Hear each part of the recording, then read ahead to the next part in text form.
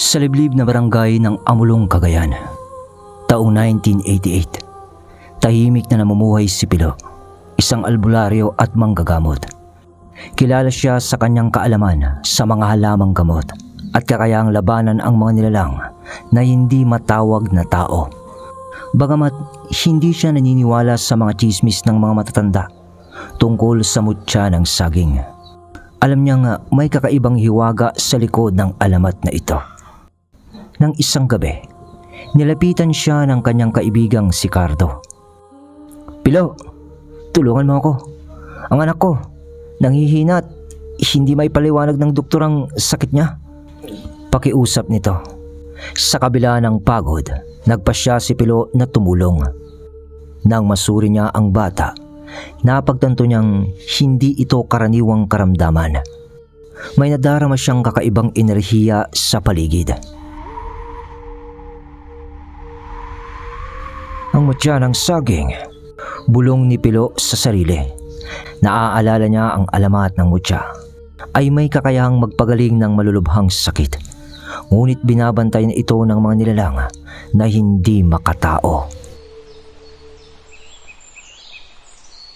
Kinabukasan, sinimulan ni Pilo ang kanyang paghahanap. Bitbit ang kanyang itak, lampara at isang maliit na boteng may langis. Nagtungo siya sa kagubatan ng gilid ng kanilang bayan. Habang nilalakad niya ang makitid na daan, nararamdaman niya ang bigat ng katahimikan.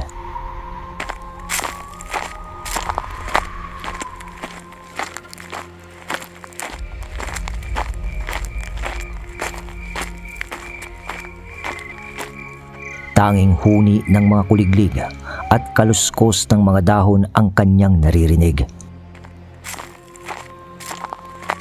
Ilang oras siyang naglakad hanggang sa marating niya ang isang kumpol ng puno ng saging na kakaiba ang anyo.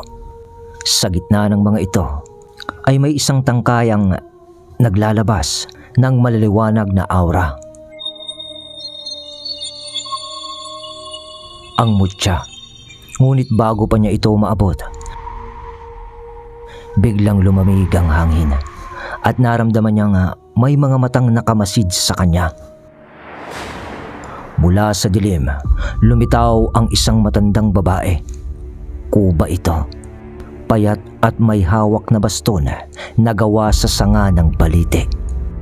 "Hindi para sa'yo ang mutya na to," sabi nito sa malamig na tinig. Napaatras nun si Pilo, ngunit hindi siya umalis. "Kailangan ko ito para sa bata," sagot niya sa matapang na tinig. Ngumisino ng matanda, ngunit kitang-kita ni Pilo ang matutulis nitong ngipin at mahahaba nitong dila. Aswang ang kanyang karap. Sa isang iglap, nagbago ang anyo ng babae. Ang balat nito'y naging itim at lumitaw ang matatalas nitong kuko. Hinugot ni Pilo ang kanyang itak at mabilis na umatake. Ngunit mabilis naman ang aswang. Tumalon ito mula sa isang sanga patungo sa isa pa. Nililito siya nito. Sa kabila ng takot, nanatiling matatag si Pilo. Mabilis siyang umatras sa isang puno at inisip ang mga orasyon na akma sa mga kaganapan. Doon nga ay binigkas niya ang dasal at binuhusan ang kanyang itak ng langis na dala. Nagsimula nun ng matinding labanan. Nagawa niyang masugatan ang aswang, ngunit nag-iwan ito ng malalim na galos sa kanyang braso. Sa huli,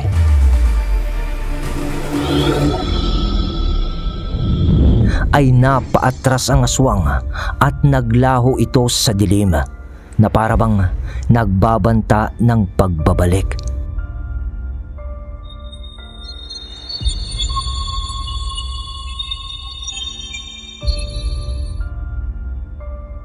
Pero nang makuha naman ni Pilo ang mutya, naramdaman niya ang kakaibang lakas na bumalot sa kanyang katawan. Ang sugat sa kanyang braso ay unti-unting naghilom, ngunit sa halip na matuwa ay nakaramdam pa siya ng pangamba.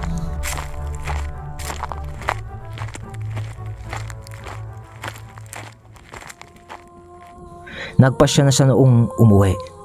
Pagka-uwi niya sa bahay, dinala niya agad ang mutya kay Cardo. Ginamit niya ito upang pagalingin ang bata. At sa loob lang ng ilang minuto, nagbago ang kulay ng muka ng bata at muling bumalik ang kanyang lakas. Ngunit habang tinitignan ni Pilo ang mutya, tila may tumatawag sa kanya mula sa kagubatan.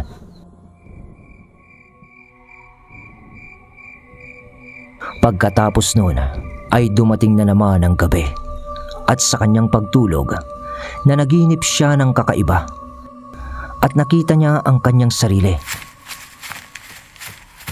na tumatakbo sa ilalim ng liwanag ng bilog na buwan. Ngunit hindi na siya tao. Ang kanyang mga kamay ay may matatalas ng kuko at ang kanyang mga mata ay kasing liwanag na ng mutya. Nagising si Pilo ng pawisan. Napansin niyang bumilis ang tibok ng kanyang puso at ang kanyang pandinig ay tila mas lumakas sa bawat ingay mula sa labas. Naririnig niya ito ng malinaw. Kinabukasan, nagpasya siyang bumalik kay Mang Lando, isang matandang albularyo din sa kanilang bayan.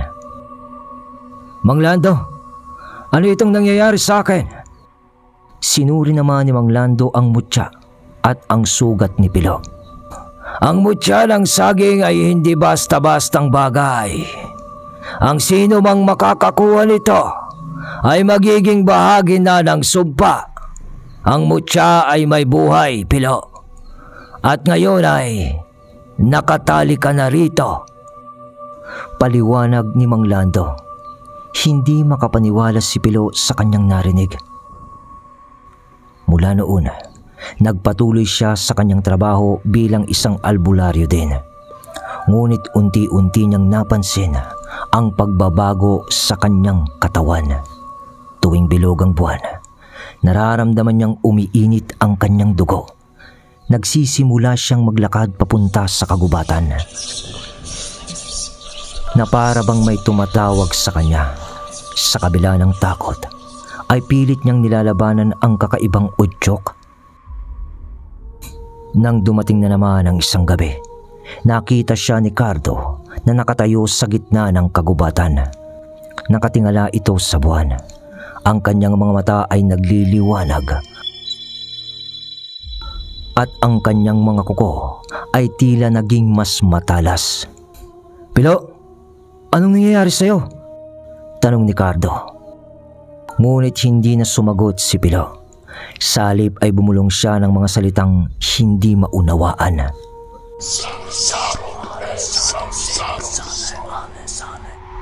Simula noon ay hindi na lamang albularyo si Pilo. Siya na rin ang naging bantay ng kagubatan. Isang nilalang na hindi na tao, ngunit hindi rin ganap na halimaw. At tuwing bilog ang buwan, nagiging tanong sa kanyang isipan hanggang kailan niya maiiwasan ang sumpang dala ng mutya.